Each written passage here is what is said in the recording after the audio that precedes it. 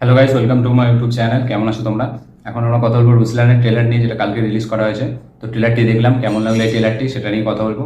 চলো ভিডিওটা শুরু করা যায়।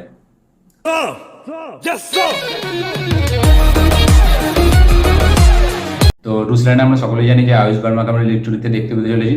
তো এর যে গল্পটা সেরকমভাবে রিভিল করা হয়নি এই ট্রেলারটি, কিন্তু ট্রেলারটি আমার বেশ মোটামুটি ভালোই লেগেছে, খুব একটা খারাপ লাগেনি। ওকে ওকে একটা ট্রেলার, মানে ওকে থেকেও একটু ভালোই ট্রেলার, কারণ ট্রেলার যে হিসাবে আমরা দেখতে পাচ্ছি অ্যাকশনগুলো বেশ ভালো লাগছে।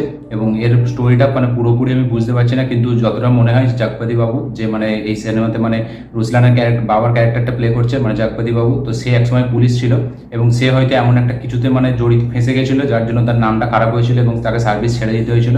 তো সেই কারণে সেটারই মানে ইনভেস্টিগেশন করার জন্য বড় হয়ে হয়তো রুসলান সেটারই জন্য ইনভেস্টিগেশন করবে এবং মেন কারণটা জানবে যে কেন তার বাবাকে এই সার্ভিসটা ছেড়ে দিতে হয়েছিল এবং তার বাবার উপর কী অপমান হয়েছিল। আমার যতটা প্লটটা দেখে এরকম একটা মনে হলো, এবার আমি ভুলও হতে পারি, কিন্তু আমার এরকমই একটা মনে হলো। এবং এর সাথে সাথে এই সিনেমাতে একটা মিউজিকেরও কনসেপ্ট থাকতে চলেছে। সে একটা কলেজের সিঙ্গার, আমরা দেখে বুঝতে পারছি যে সে একটা মানে মিউজিক টিচার হিসেবে আছে, কিন্তু অ্যাকচুয়ালি তার মোটিভটা আলাদা। সে মানে একটা যে আসল সত্যিটা সেটা জানার জন্য এই মানে মিউজিক টিচারটা হয়তো সে জয়েন করেছে। তো এই ট্রেলারটি বেশ ভালো লেগেছে। ট্রেলারে বিশেষ করে অ্যাকশনগুলো বেশ ভালো, খুব একটা মানে আহামরি কিছু নেই। এরকম প্লট আমরা আগেও দেখেছি, বা যে ভিজুয়ালটা আমাদেরকে প্রেজেন্ট করছে এরকম ভিজুয়াল আমরা দেখেছি। অ্যাকশনের নতুনত্ব কিছু নেই, কিন্তু যে তবুই আমি বলবো আয়ুষ শর্মার পেছনের সিনেমার থেকে এই সিনেমাটা অনেকটা ভালো হতে চলেছে আমার যতটা দেখে মনে হয়। এবং সিনেমাটি কোথাও না কোথাও একটু হলেও চলবে, একদম খুব খারাপ হবে না। এবং তার যে পেছনের যে কটা সিনেমা আছে তার তুলনায় এখানে তার এক্সপ্রেশন বা অ্যাটিটিউড বা সেই যে অ্যাকশন করছে সেগুলো দেখতে বেশ ভালো লাগছে। তাকে আমার লাস্ট সিনেমা তার অন্তিম, সেই সিনেমাতে আমার তার অ্যাক্টিংটা ভালো লেগেছিলো। মানে এমন কিছু নয় যে এক্সট্রাঅর্ডিনারি, কিন্তু আমি বলবো তার বাকি যে সিনেমা ছিল কি এটা লাভ নিয়ে একটা কি সিনেমা ছিল, তার থেকে অনেকটা বেটার। এবং এই লাভ ইয়াত্রী এই সিনেমাটার থেকে অনেকটা বেটার ছিল অন্তিমটা।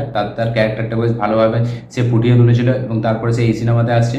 তো অ্যাকশন করতে তাকে বেশি ভালো লাগছে। এমনিতে তার যে রোলটা আছে মানে অ্যাকশন ছাড়া বাকি টাইমে তাকে যে মিউজিশিয়ানের রোলটা দেখা যাচ্ছে সেখানে এক্সট্রা অর্ডিনারি কিছু নেই, একটা চকলেট বয় ইমেজ আছে। এবং তার সাথে সাথে সে যেরকম মিউজিক বাজালে যেরকম মানে আর্টিস্টের একটা ইয়ে হয় সেরকম একটা ভ্যালু আছে ওর। এবং তার সাথে সাথে আমরা দেখতে পাচ্ছি যে কিছু একটা হয়েছিল যার কারণে সে ইনভেস্টিগেশন করছে এবং সেটাকেই করতে করতে সে মানে আন্ডারওয়ার্ল্ডের অনেক বড় বড় ডনের সাথে মানে তার মানে একটা মোকাবেলা হচ্ছে এবং সেটার জন্য তাকে বাইরে যেতে হচ্ছে। তো এই নিয়েই পুরো গল্পটা।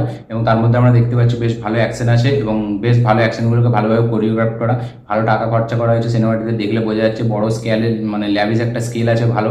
তো মোটামুটি একটা ট্রেলার লেগেছে, এক্সট্রাঅর্ডিনারি কিছু লাগেনি, কিন্তু একটু ভালোই লেগেছে। খুব খারাপ যে এমন নয় যে খারাপ নয়, ট্রেলারটি একবার ছেড়ে দুবার দেখা যায়। 26 তারিখ এই সিনেমাটি আসছে, এপ্রিলের 26 তারিখ। তো দেখা যাক সিনেমাটি কেমন হয়। মোটামুটি খুব একটাই আশা নেই সিনেমাটি থেকে, কিন্তু অ্যাকশনটা ভালো লাগছে। অ্যাকশনের জন্য হয়তো একবার দেখাই যেতে পারে, দেখা যাক কী হয়। আপনারা যদি ট্রেলারটি দেখে থাকেন অবশ্যই কমেন্ট করে জানাবেন যে ট্রেলারটি আপনাদের কেমন লেগেছে এবং আয়ুষ শর্মার বাকি যে সিনেমা সেই তুলনায় এই সিনেমাটির ট্রেলারটা দেখে আপনাদের কতটা ভালো লেগেছে এবং তার পারফরমেন্স কতটা ভালো লেগেছে এটাও কমেন্ট করে জানাবেন।